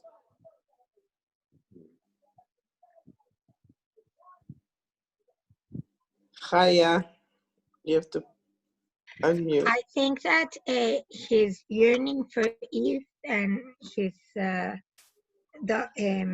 what he's feeling now will later justify that he follows her, even if he knows that it's not what he has to do, into the sin. I guess, is there like an implicit like biological or gender determinism in this poem? Meaning, is based upon the relationship that Adam has with Eve, which seems to be based upon him, his psyche, and the way she's created. Maybe that's what Chaya is suggesting in a way. Are they doomed from the start, or is he doomed from the start? Meaning, maybe let's not answer that question yet, but Chaya raises that. But if Eve is so fair and he loves her so much, maybe he really has no choice. Yes, more or less, that's what I think. I mean, we're both being a little bit romantic with this, right? Oh, Adam has to follow Eve. And Milton, he does help build those expectations in book 9. We see them a little bit through a romance lens, right? And Adam, in order to do the right thing, he has to be chivalrous, right? He has to do the right thing and follow Eve. But I think also we just see his reaction to her is visceral, it's physical. I would think that maybe it's more than that. It's maybe it's even a bit of a lack of agency of Adam, because it's really Eve that's controlling everything. But not in a way that she knows, right? I mean, but that's putting right. Okay, I mean that's putting it very strongly. Let's keep on reading. When out of hope, behold her, not far off, such as I saw her in my dream, adorned. Keats wakes up from a dream and says, I dreamt and found it true. It's a great, do you read any Keats with Dr. Feldman? Yeah, we have. It's just, I love Keats. He's like the poet's poet. I just love him. But he talks about having a dream. He talks about having a dream, and he writes to his brother or one of his friends, I woke up and I found it to be true, which comes right out of this, right? I had this dream of Eve and I woke up and I found it to be true. Right? Behold her not far off, such as I saw in my dream, adorned with all earth where heaven could bestow to make her amiable. On she came, led by her heavenly maker, though unseen and guided by his voice, nor uninformed of nuptial sanctity and marriage rites. Grace, grace, grace, right? Was in all her steps, heaven in her eye, in every gesture, dignity and love. I overjoyed, I could not forbear aloud. What does Adam say in line 490? What did it mean, I overjoyed, could not forbear aloud? I couldn't resist myself. I couldn't help myself. I had to scream. He screamed spontaneously. I cried out for joy. This turn hath made amends. Thou hast, Adam says to God, you fulfilled your bargain. Thou hast fulfilled thy words, Creator, bounteous and benign, giver of all things fair, but fair is this of all thy gifts, nor envious. What does that mean? Nor envious? Oh, you don't give it grudgingly as Greek gods were wont to do. I now see bone of my bone, flesh of my flesh before me. Woman is her name, of man extracted. For this cause he shall forgo father and mother, and to his wife adhere, and they should be one flesh, one heart, one soul. So, what Adam meets Eve, and then he starts to quote the Bible. You quote the Bible. It's funny, right? He's quoting the Bible, right? She heard me thus, and though divinely brought, yet innocence and virgin modesty, her virtue and the conscience of her worth, that would be wooed, and not unsought be won, not obvious, not obtrusive, but retired. The more desirable, to say all, nature herself, though pure of sinful thought, wrought in her so, that I didn't get that part. What about her? How is Eve being described by Adam here? That would be wooed. And modest, but she's very modest, like a modesty manual here. Not obvious, right? not obtrusive, but retired. How does he know what modesty is? He doesn't. But how does he know the Bible, right? But retired, the more, I don't know, I don't, how to, I mean, I'm not answering the question, but it's like how to explain this phenomenon throughout the work where, the angels are reading Paradise Lost and Adam has already read the Bible, even though he's in it, right? I mean, it does have something to do with that sense of temporal, things getting mixed up temporally that we saw first in the Nativity Ode, and we've been talking about ever since, where past, present, and future intertwine. So she's more desirable because she's not obvious. It's like some people say that the movies that were made in America in the 1930s are far more erotic than the movies that are made today. How can you say they're far more erotic? No, it's pornographic. Back then it was erotic. Oh, there you go. So that's a nice distinction. So there was something about the retirement or the unseenness, which makes her more appealing. But it's pure of sinful thought, of course. I followed her. She what was honor knew, and with obsequious majesty approved my pleaded reason. What does that mean? Seeing me, I don't know what she's talking about. Oh, remember, because we didn't we see the other side of this story? Yes. We saw this, right, when she's at the lake. Is it the same story here? Yeah. Yes. That's cool. Never realized that. I followed her. She was what honor knew, and with obsequious majesty approved my pleaded reason. Oh, she agrees to me. To the nuptial bower, I led her blushing like the morn. Why is she blushing? That's weird, isn't it? Isn't blushing because of shame or something? Also shyness. Right. It might be like the word wanton that we saw in book 4 to describe her. That on the one hand, we might read it as wanton, meaning wanton in a sexual way, but we might mean it as just a mere descriptive of wanton leaves or branches. Could be the same thing here, blushing like the morn. Her face was reddish. What's the other definition of wanton is not a negative? Yeah, I mean, we mentioned that wanton could just like describe a kind of like your just like a spatial disorganization, wild, right? Without the sexual without the negativity associated for Milton with some kinds of sexuality. So now here's pre-lapsarian sex, right? To the nuptial bower, I led her blushing like the morn. All heaven and happy constellations on that hour shed their selected influence. The universe is perfectly harmonious. The earth gave sign of gratulation, and each hill joyous the birds, fresh gales and gentle airs, whispered it to the woods, and from their wings flung odors from the spicy shrub, disporting till the amorous bird of night sung spousal and bid haste the evening star on his top to highlight the bridal lamp. Huh. So how is their making love described? I mean, you think of a really cheesy version of this in a contemporary movie where a man and a woman are making love, and then we move out and we see the beautiful house where they're in, and the flowers and the winds blowing and everything being harmonious. I mean, that's a kind of vulgar version of it. But what's happening here is their harmony is reflected in the harmony around them. Harmony between the human is the prerequisite for harmony in the physical world, which would be that in order for you to be a good environmentalist, you also have to be a humanist, right? Because if you can't love the human, you can't, according to Milton, love the environment. Meaning, because what comes first is the relationship between man and women. That creates everything around. Let's continue a little longer. Yeah, did anyone have a comment on that? I can't tell if you're just. What time is it? 6:30. We have a little bit more time, yeah? Does anybody have a comment or question or? I didn't understand that very well.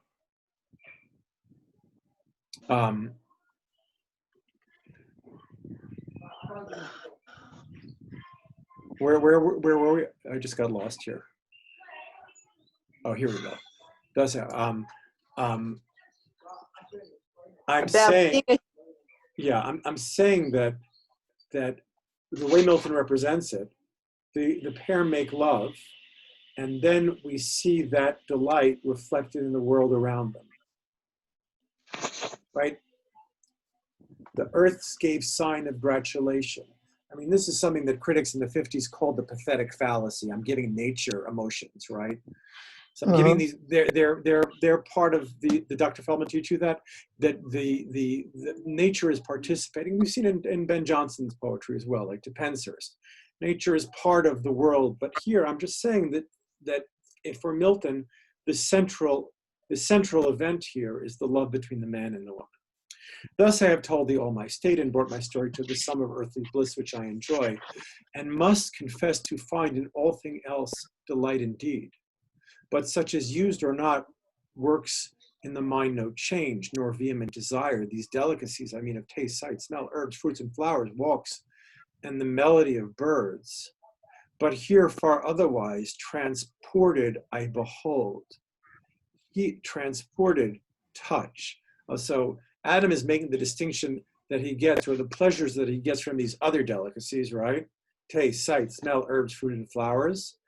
And what's the difference between that and what he experiences with Eve? I'll read it and then we'll go back and answer the question. Here passion first I felt, commotion strange and all enjoyments else superior and unmoved. Here only weak against the charm of beauty's powerful glance. We were talking about the word charm before, right? Before it was the charm. Adam found Raphael's story to be charming. So what did that mean up there? I mean, we talked above as there being maybe two meanings to it. So here, charm is dangerous, it seems. Beauty's powerful glance of nature failed in me and left some part not proof enough such object to sustain, or for my sight subducting to perhaps more than enough, at least on her bestow too much of ornament, in outward show elaborate, of inward less exact. What's Adam's speculations here?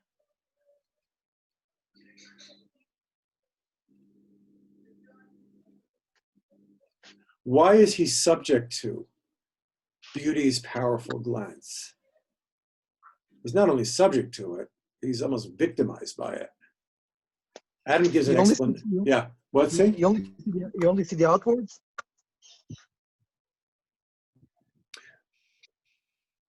No, I mean, at the end, he talks a little bit about the inward and outwards, but I don't think we're there yet. I think here he's trying to explain.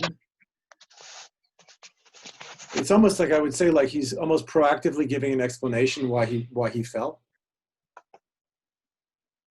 Why did he fall? Because I'm weak against the charm of beauty's powerful glance. Or nature failed in me. What part of his nature failed? Is he basically saying women are too sexy? Is that what he's saying? Would somebody want to maybe refine a little and qualify what Tikva's saying? The giving in to the beauty and aestheticism of the feminine is a failure of masculinity. I don't know. Right. So it's not only that Eve as an object is erotic. Adam's saying more than that. He's kind of like saying, and God will reproach him. We'll have to ask justifiably or not, because God will understand Adam as saying, you know, I've got this weakness and it's your fault because you made me this way. That's why what C said is superior to what Tikva said, because Tikva just emphasized Eve as the sexy object. But Adam is protesting and saying, you made me in such a way that I lose my rational faculties in relationship to this person. But it's Let's see, also kind of creating this, how do you say it? This justification, it's villainizing female sexuality. Maybe. I mean, like that. I mean, wait. Just take a look. Let's hold on, because right now he's blaming God. But I see where you're going with it. Let's continue a little bit more. Not proof enough such objects to sustain, I couldn't do it. Or from my side, subducting took perhaps more than enough. You took too much out of me. At least on her bestow too much ornament. God, you got it wrong, right? In outward show, elaborate, of inward less exact. So this is Adam's theory of the feminine. Ari's theory of the feminine is, God, you made a mistake. You either took too much from me, or you emphasized too much her ornamental value and not enough the inward, less exact. That's what Adam says. Of course, the way God creates Adam and Eve may lead Adam to believe that, because there is an obvious hierarchy between them. And then he goes on and says that, for well I understand in the prime end of nature, her the inferior, meaning, God, I remember that I'm better than she, I'm superior to her. In the mind and inward faculties which most excel, in outward also, her resembling less his image who made both.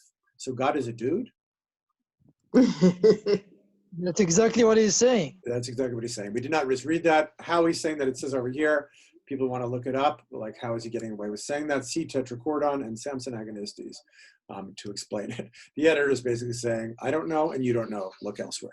In outward also, her resembling less his image who made both, and less expressing the character of that dominion given or other creatures. Meaning not only the second part makes sense, like Adam has the character of the divine to have dominion. But he actually says physical resemblance is more like. Yet when I approach her loveliness, so absolute, she seems, and in herself complete, so well to know her own, that what she wills to do or say seems wisest, virtuous, discreetest, best. All higher knowledge in her presence falls degraded. Wisdom in discourse with her loses discountenanced, and like folly shows authority and reason on her weight, as one intended first, not after made occasionally. I mean, after you made the main thing, well, make somebody else, Eve, and to consummate all, greatness of mind and nobleness their seat build in her loveliness, and create an awe about her as a guard angel placed. Oh, this is he's talking to the angel here. What is he saying about Eve? What is this whole speech about? Eve is poetry. What's basically. that? What's Eve that? is poetry, basically. Okay. That thing that you cannot resist and might corrupt you. And in that context. Oh, I'm definitely there with you. I would go back to what Tikva said. I mean, it's first the feminine. And there's this obvious sense in which Milton is saying that, I mean, Adam shouldn't be saying this, should he? Authority and reason on her weight, meaning the Adam who's been through book 4 should not be saying this in book 8. Should he? I mean, isn't it a reason and authority that gives him dominion? Why is and he says, no, I shouldn't have been made first. She should have been. I mean, this goes back to what Donna says. The beauty is primary, right? The poetry is what's primary. The feminine was what's primary. And then what does Raphael say in response to her? Accuse not nature, she hath done her part, do but thine, and be not diffident of wisdom. She deserts thee not, if thou dismiss not her, when most thou needst her nigh, by attributing overmuch to things less excellent, as thou thyself perceivest. What is he saying to him?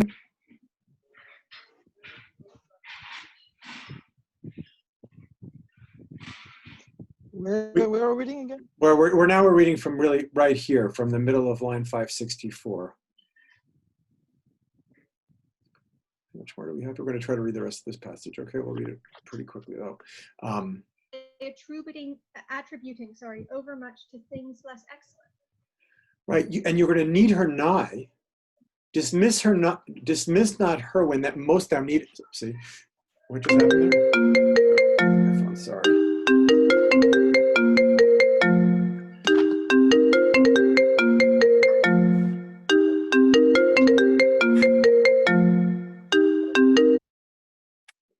Sorry, that's probably. Can you still see the thing? Yeah. Dismiss not her when thou needest her nigh, by attributing overmuch to things less excellent as thou thyself perceivest. For what admirest thou? What transports thee so? An outside? Fair, no doubt, and worthy well thy cherishing, thy honoring, and thy love, not thy subjection, meaning don't be subdued by her. Weigh with her thyself, then value. Oft times nothing profits more than self-esteem, grounded on just and right, well managed. Milton's a psychologist here, right? Oft times nothing profits more than self-esteem, grounded on just and right, well managed. Meaning if once you lose your self-esteem, Adam, you're done. Of that skill, the more thou knowest, the more she will acknowledge thee her head. I mean, obviously Milton is using it in the context of this hierarchical gendered relationship, but it is interesting the way in which Milton is talking about self-esteem as a means of agency. Of that skill, the more thou knowest, the more she will acknowledge thee her head, and to realities yield all her shows. Made so adorned for thy delight, the more so awful, that with honor thou mayest love thy mate, who sees when thou art seen least wise. Your mate will know when you are least wise. But if the sense of touch whereby mankind is propagated seems such dear delight be all other, if sex is the only thing on your mind, think the same vouchsafed to cattle in each beast. They do that also, which would not be to them more made common and divulged, if aught therein enjoyed were worthy to subdue the soul of man or passion in him move. Wow. We would not have given this. We would not have given this to be, which would not be to them made common and divulged, if aught therein enjoyed were worthy to subdue the soul of man or passion in him move. Anybody explain those lines?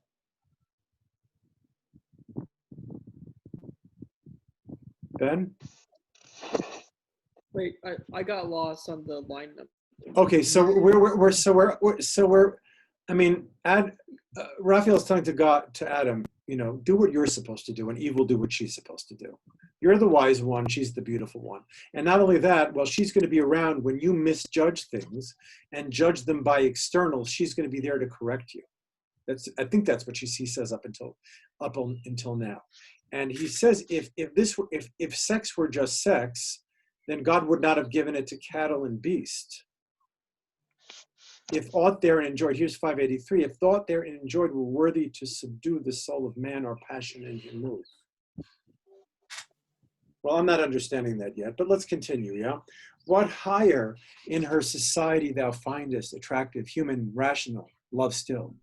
In loving thou dost dwell, in passion not, wherein true love consists not.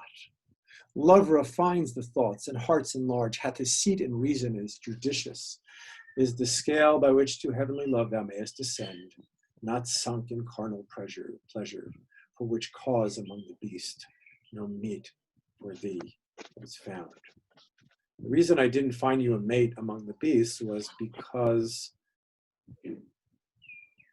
then you would be having just sex, and you're different than animals.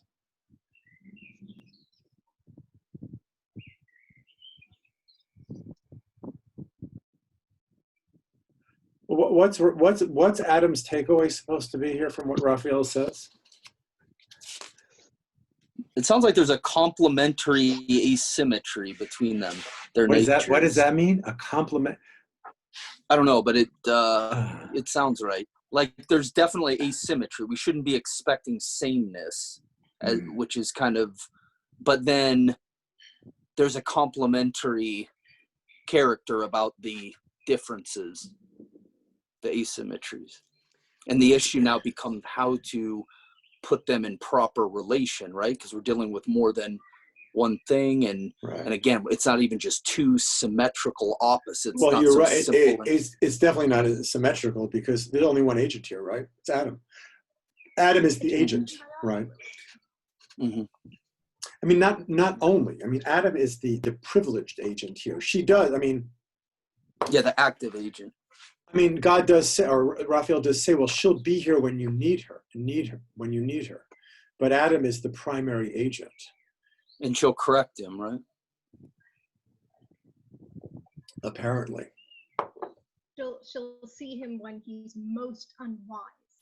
But what's strange is that she'll see him when he's most in the worst shape, but when is he in the worst shape? Then when he falls prey to the external. And Eve is all about the external, right? Adam says, you overdid it with the ornament on Eve. Why could you make it easier? I think Andrew Marvell and also Thomas Brown, contemporaries of Milton, in their fantasies or their ideal utopias, there's no women created.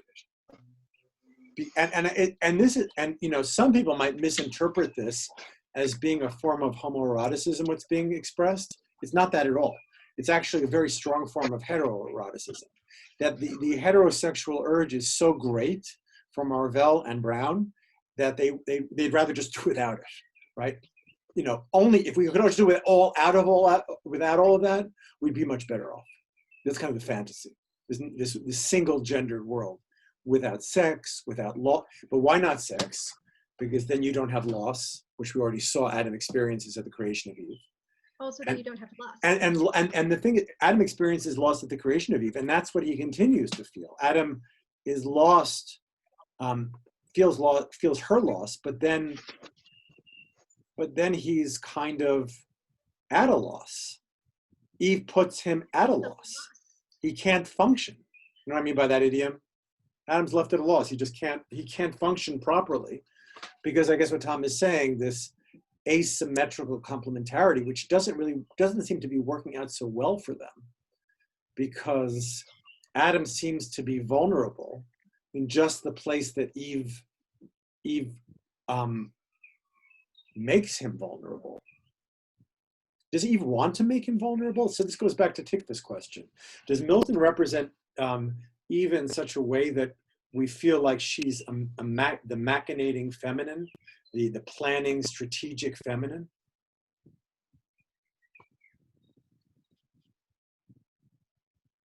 Was Tikva overreading to say that there is a malicious element here in Eve? Is she dangerous? Is feminine sexuality inherently dangerous? I think Adam sees it that way, and Adam portrays it that way, but I don't think Milton does. Right. And what about Raphael? What does he say? Raphael responds to Adam and says, it seems like the beauty or charm factor has some upper hand on the reason. And the asymmetry between the two, like reason is in a way weaker. Which goes back to Donna's point about poetry, that that very same weakness that Adam has in relationship to Eve, I think Milton acknowledges that readers have in relationship to whatever, the poetic, to dreams, that there's always this possibility of reading wrong. And when we saw the very beginning of Book 8, Adam goes from wonder to delight to the glory of God. And here we see, this is a totally different Adam, right? In the beginning, he goes through the right steps. And here Adam is saying, no, I can't go from delight to wonder to glory to the Creator. I go from delight to what? Yeah. It seems that beauty, it's not in its scheming. It's the opposite. It's its innocence or something, right? At least but before the fall, for sure. What happens after the fall to Milton's representation of feminine sexuality definitely changes. But before the fall, it's entirely in Adam's mind. And Adam basically says as much to Raphael. And Raphael says, yeah, I know it's in your mind, deal with it, right? Get the hierarchy of faculties in your mind, reason and the imagination, get them straight. Remember who you are.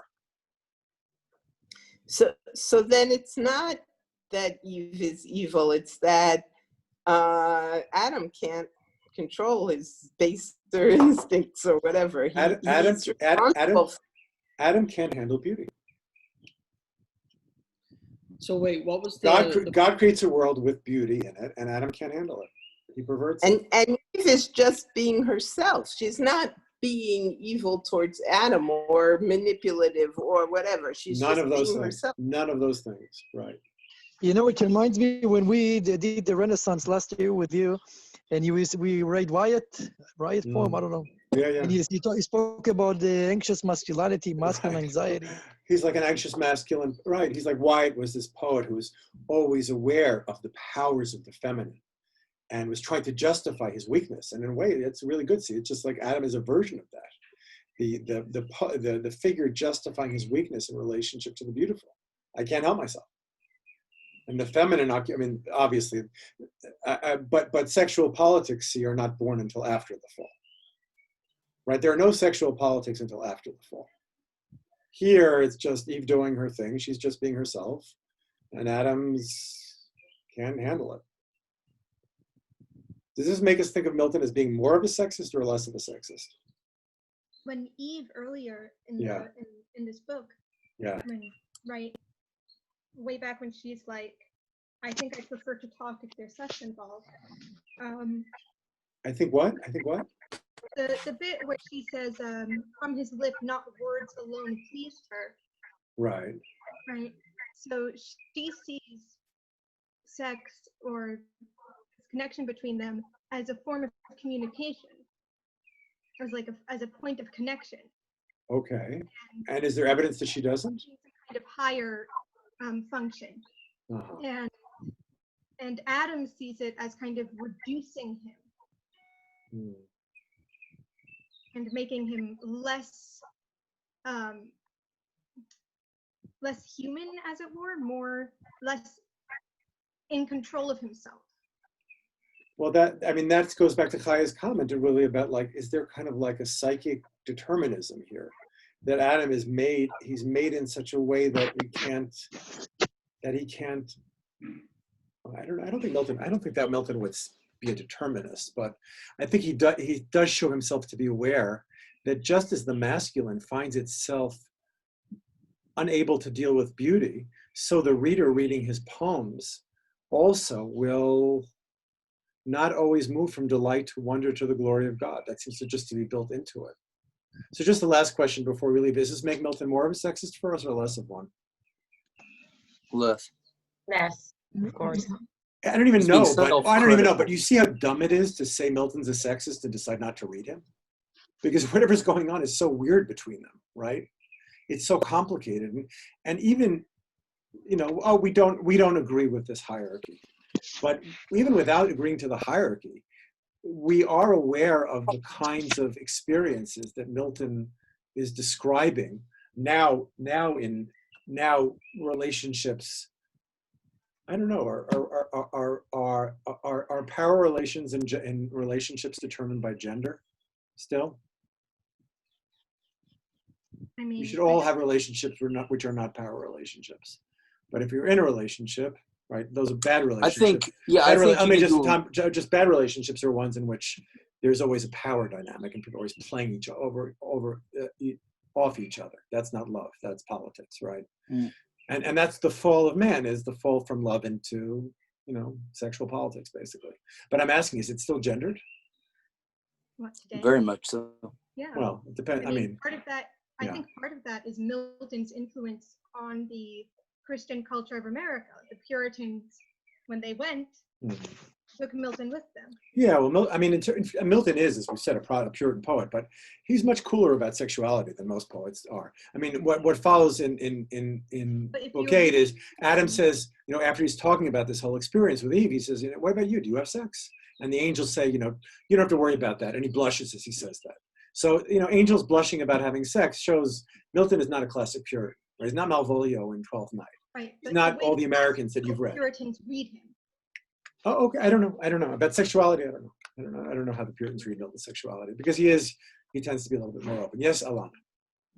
You raised your hand, or is that no? Okay. And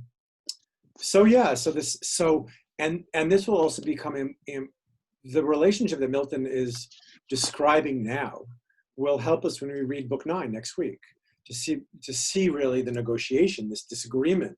I mean, Raphael says to Adam, when you're challenged, Eve is going to be there to help you. And we'll see what happens in Book 9. They end up separating.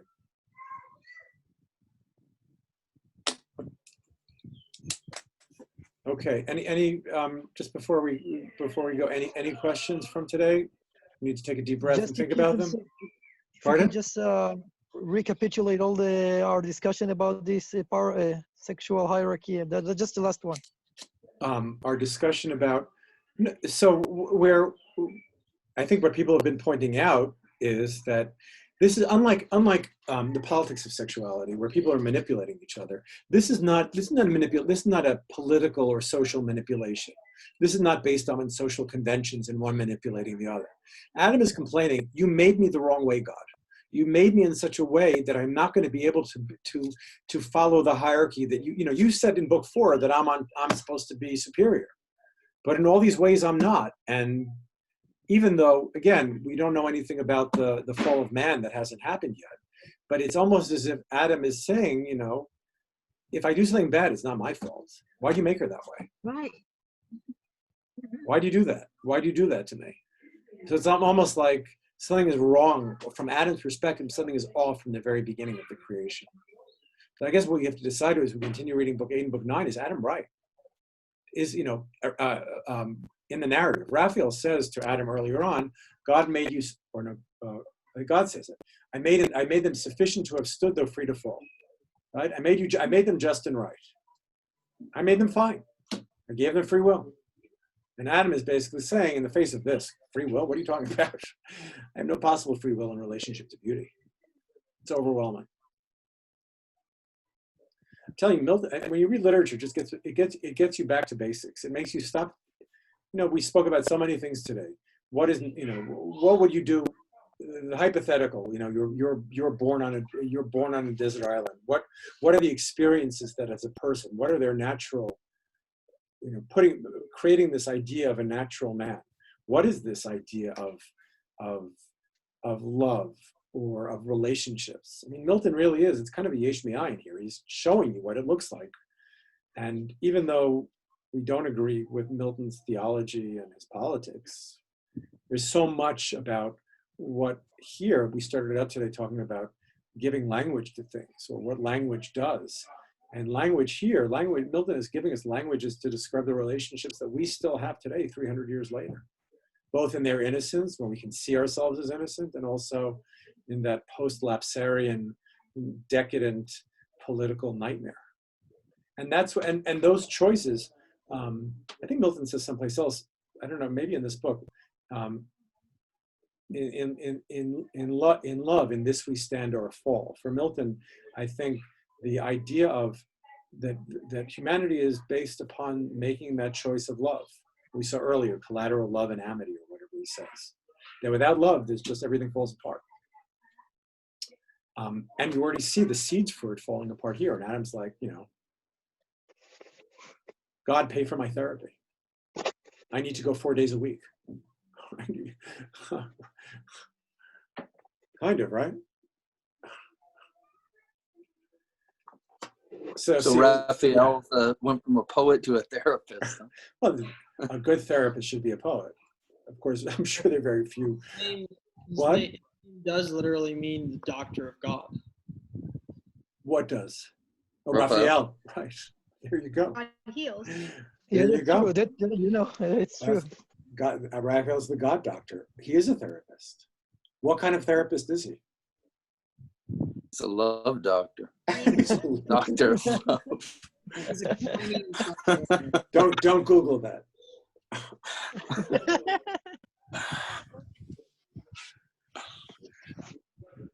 Okay. So we'll talk more next time about the fall. That's where something actually happens. It's very exciting. Okay, people, long day. Question, yeah, please, question. Yeah. Can you tell us how many more classes do we have? And I don't know. About the exam. So you are right to be worried about the pragmatics of the course, but I hope I said enough to you this semester that I don't care about these things, right? I know you're under a lot of stress. Is the university says the last time you can fulfill a requirement for the course is October 1st or something? Do you know this stuff? I just went to a meeting where they talked about this. It's not soon, right? So we'll figure it out. Seminar papers was like October 15th or something, if I'm not mistaken. Are you feeling stressed about it? That seems like 4 months away. So you're going to give us a paper, yes? Look, no, we've been talking throughout about this. I will either give you a conventional final exam, like a take-home, like I normally do, but my preference is, as I've been saying all along, is to develop questions out of the work that we've been doing together. And we've been stopping along the way and noting things, wandering, charms, and all these things. The question of charm, for example, just leads to the question of, well, is there good images of the poet, or good images of beauty and bad images of beauty? right? I think Satan in one of the books has a charming rod, which is doubly confusing because Satan uses the charming rod to mislead, but of course Satan is being figured as the figure of Moses with his rod, with his staff, right? So it's like, right, compressed in that image is all that contradiction. Is the rod good or is it bad? Well, it's charming, so it's with Satan and it's bad, but Moses also had a charming rod. Is Moses also a poet in some ways? For Milton, I'm sure, yes. I mean, Moses wrote the Bible, right? So he's there you go, and that's another reason why nobody understands theology today, because nobody knows how to read poetry, and that's what theology is. Most sacred texts in most traditions are poetic. You can't read poetry, you can't know God. Hi, if you're worried about the paper, I've been writing down all the various ideas. Oh yeah, you said you were going to put those up for sale. Yeah. You're going to circulate them. Yeah, so send them to me and I'll send them to everybody, okay? Okay, everybody. I smell dinner. You can't smell it, but there's something good cooking in my house. So I'll speak to you later. I'll be in touch. So angels do it. Okay. Thank you very much. You're very sweet. Thank you. Bye. Bye. And you take